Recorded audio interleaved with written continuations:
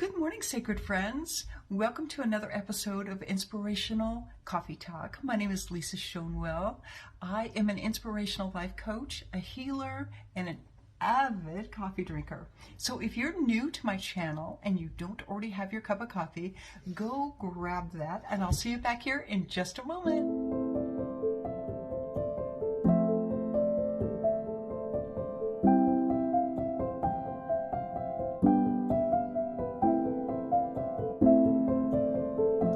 Okay, welcome back everyone. I hope you have your wonderful warm drink.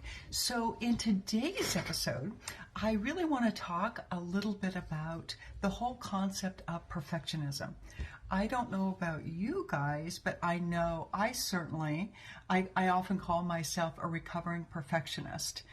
And I really wanted to look at this whole concept of what is being perfect anyway, and what if we looked at it more like what is sacred? What if we started taking this whole concept that I believe that we've been conditioned to believe, that there is such a thing as perfection anyway? Isn't that perception? We've all heard that. What if perfection is just a perception anyway, right?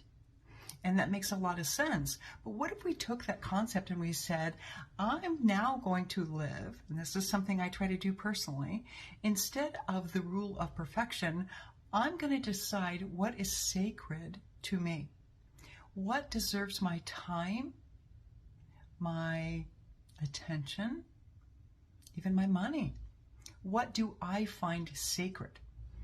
One of the things, kind of tools that I give my coaching clients when I'm talking about this topic of what is sacred versus what is perfect, and that is, I say, get your calendars out.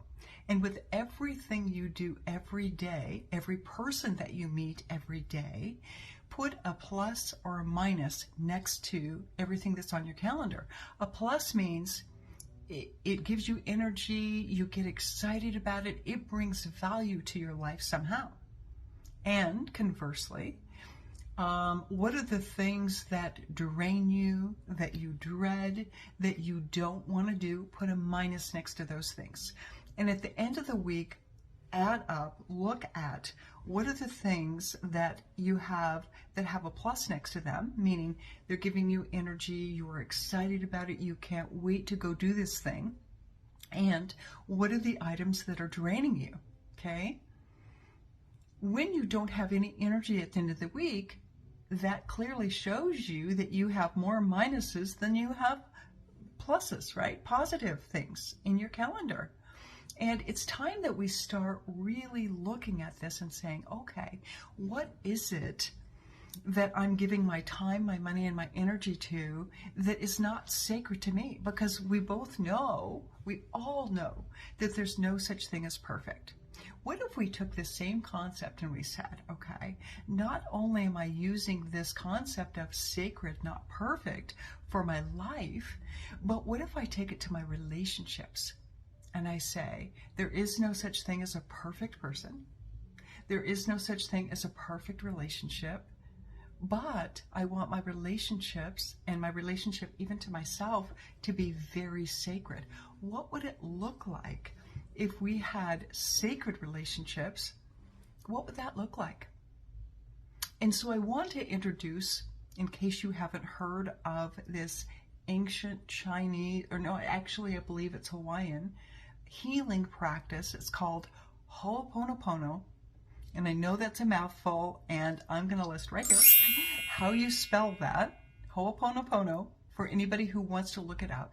But the premise goes, if you can use just 4 phrases and incorporate them into your daily practice with your relationships, you can not just heal your relationships, but you can begin to create the sense of what is sacred in my life, and are my relationships with myself and other people sacred?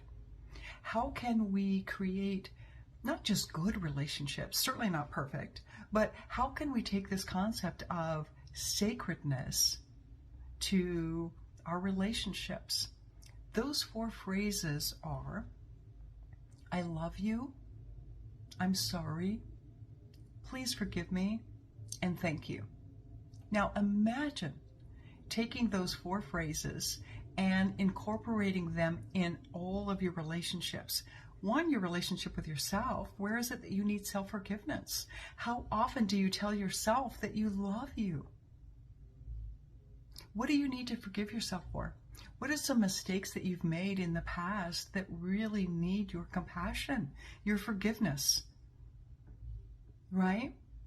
And what if in every relationship in your life, let's use a marriage as an example, that you got with your husband or your wife and you were able to put your hand on their heart and you said, "Can I just tell you I love you?